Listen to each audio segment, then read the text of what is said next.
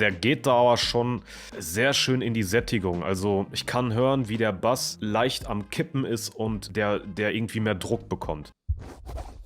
Heute geht es um das neue Plugin von Öksound. Bloom nennt sich das Ganze. Und wir fragen uns alle, wann sind die Grenzen der Plugin-Erweiterung erreicht, dass es einfach nicht mehr besser werden kann. Weil ich meine, das Ganze hat ja mit SUS 2 angefangen. Alle waren begeistert. Das Plugin macht ja auch wirklich eine gute Arbeit. Aber wie weit soll das Ganze denn noch gehen? Ne? Ich meine, irgendwo sind die Grenzen ja erreicht. Und das will ich heute mal mit euch testen. Ich würde mal sagen, wir probieren es. Und ja, bleibt dran. Jetzt geht's los. So, ich habe hier noch einen älteren Mix von mir offen. Und wir schauen uns das Ganze jetzt mal an. Es sind keine Effekte auf dem Masterbus, wie ihr sehen könnt, außer, ein altes Realphones, das gehört da nicht mehr rein, denn ich habe es ja jetzt in dem Control Room drin, wie man hier sehen kann. So, also wie gesagt, nichts auf den Masterbus, auf den Mixbus haben wir hier einen Frequency, wo ich, glaube ich, hier im Bereich zwischen 500 und 1 Kilohertz ein bisschen abgesenkt habe und einen Standardclip, der halt die oberen Peaks abschneidet, aber ansonsten ist da nichts. Bloom. Okay, man sieht hier schon den Amount-Regler wie bei SUS 2 und Spliff, ich glaube, die haben das genauso. Attack, Release-Zeit völlig klar. Und hier haben wir die 4 einzelnen Frequenzbereiche.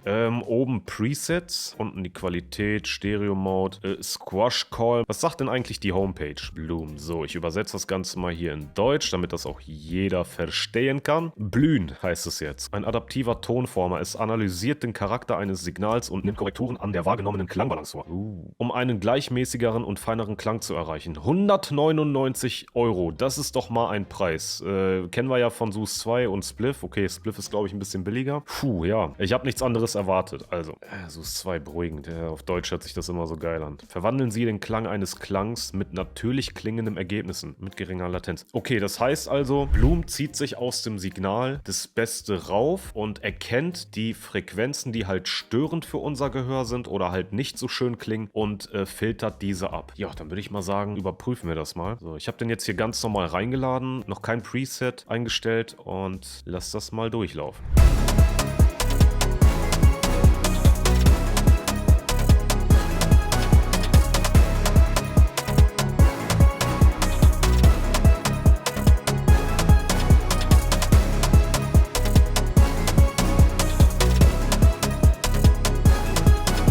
Ja, da konnte man schon ein bisschen was erkennen. Wenn ihr mal dieses Spektrum beobachtet, dann kann man auch sehen, wie das Ganze hier funktioniert und wie Bloom arbeitet. Es gab auf jeden Fall schon einen Unterschied. Ich weiß nicht, ob ihr das hören konntet, aber es hat sich natürlich besser angehört. Jetzt möchte ich das Ganze mal aber mit einem Preset probieren. Und dafür gucke ich mal, was es hier so Schönes gibt. Oh, für jedes Signal ein Preset. Okay, wir bräuchten jetzt einen Masterbus, ein Mixbus-Preset sogar noch am besten. Und den haben wir hier sogar. Gut, gucken wir mal, was hier so in den Einstellungen sind. Ah ja, okay. Also, tiefen Mittenbereich natürlich ein bisschen abgesenkt. In den Seiten sieht man, dass ab 5 Kilohertz die Seiten sehr präsent nach oben gekommen sind. Und der Mono, also der Mittenbereich vom Bass, wurde ein bisschen gepusht. Und ja, so, dann hören wir uns das Preset mal an.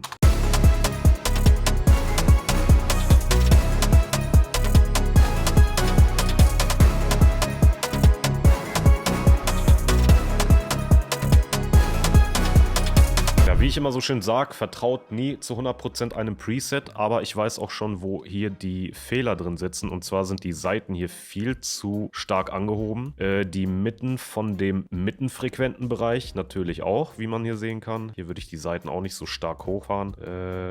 Den würde ich... Ach so, okay. Wenn man jetzt hier nach links bewegt, dann zieht man die Frequenzen nach sich. Hoch und runter ist dann der Gain. Okay, gut. Ich würde das mal jetzt so lassen. Guck mal, die Seiten würde ich sogar noch runterfahren. Ich weiß nicht, warum die das hier hochfahren haben. Wahrscheinlich wegen dem Ausgleich oder so. Aber wir gucken jetzt mal. Den schieben wir in die Mitte. Und wir haben ja hier oben, wie man sehen kann, einen A-B-Vergleich. So, B ist völlig Standard, so wie wenn man es normal reinlädt. Und A ist jetzt unser Werk, was wir hier praktiziert haben. Okay, dann testen wir mal.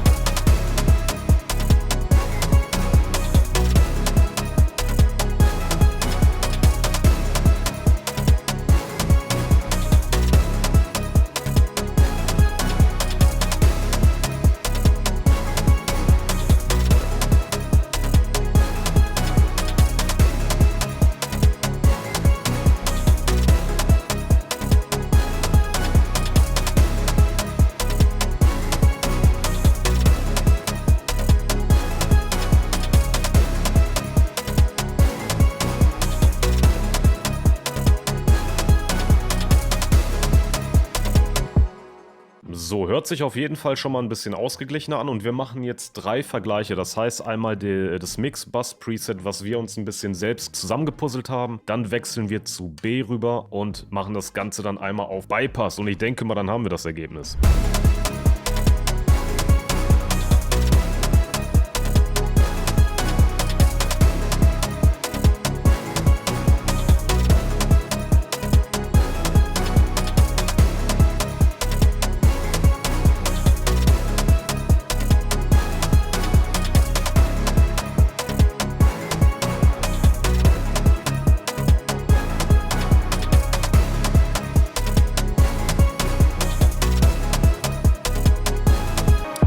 Es macht schon was, ne? Also der Sound hört sich halt seidiger an. Es klingt nicht mehr so phonisch, also so telefonartig. Der Bass klingt auch irgendwie ein bisschen ausgeglichener. Aber wir gucken uns das Ganze mal bei einer 808 an. Ich gucke jetzt mal nach dem Bloom. Den lade ich jetzt mal in den 808-Kanal rein. Dort suchen wir uns ein Preset Bass. Da, Add Grid to 808. Sollte ja funktionieren, wenn es da so steht. Den mache ich mal weg. Okay, ich schalte mal auf Bypass und mal gucken, was passiert.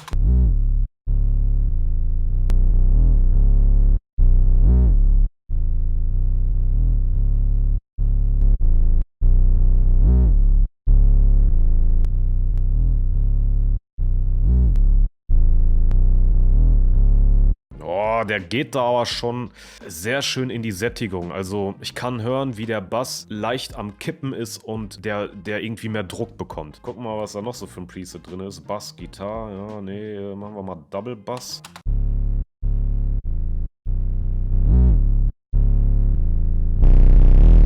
Okay, nice, nicht schlecht. So, was haben wir denn noch für Presets? Kickdrum würde mich mal interessieren, was da so mit der Kickdrum los ist. Drums, oh, Drumbus, ein Drumbass haben wir hier sogar, Overheads. Komm, nehme ich mal die Kick.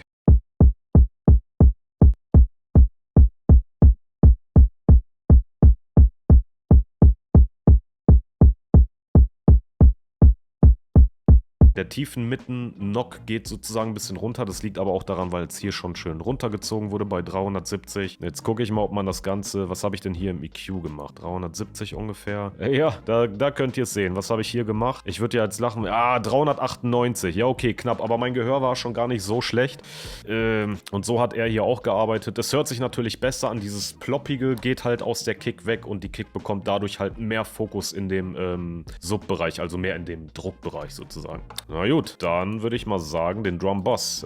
Da gab es ja auch noch ein Preset. So, was haben wir hier? Ach, hier haben wir wieder den Kollegen drin. Ich mache die mal alle aus und lade nochmal die Blume rein. So, Drum Bass. Hier haben wir den noch. So, okay, erstmal auf Bypass und dann schauen wir uns das Spielchen mal an.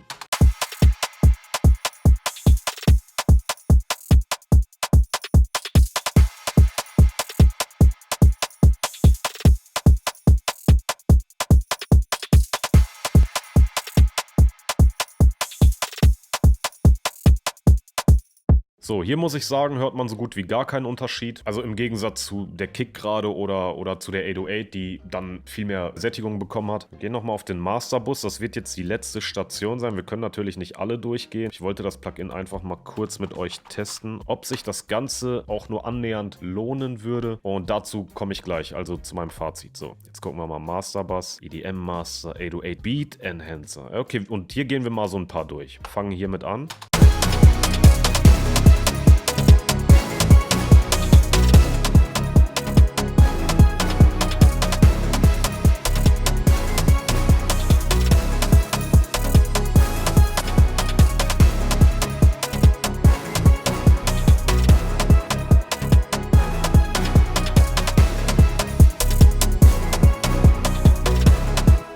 Die Frage ist, lohnt sich jetzt die 199 € für dieses Plugin auszugeben?